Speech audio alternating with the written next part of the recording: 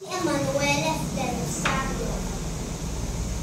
Sa pag-agos ng ilog na hindi na muli pagbabalik, bawat sandali dapat natin ikasabi. Ngunit paano kung ang ating dapat ipanhik? Nilamon ng modernismo sa kawalay inihasik. Ang wikang Filipino'y sa ating halaga'y mumunti. Pinagbago, pinubura, pilit nating pinaikli. Kung mga Kanoy may Ingles, ang Pinoy may Filipino rin. Ngunit bakit gayon? Wikang Filipino'y Ingles na din.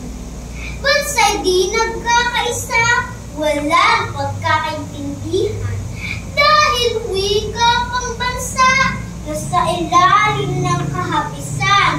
Ito ay regalo ng may kapal at kaniyang inaasahan. Na bawat isa'y dapat natin ito'y dinangin at pagsaluhan. Kung gusto natin ng pagbabago, wika'y huwag baguhin. Dapat bawat Pinoy ito'y paunlarin.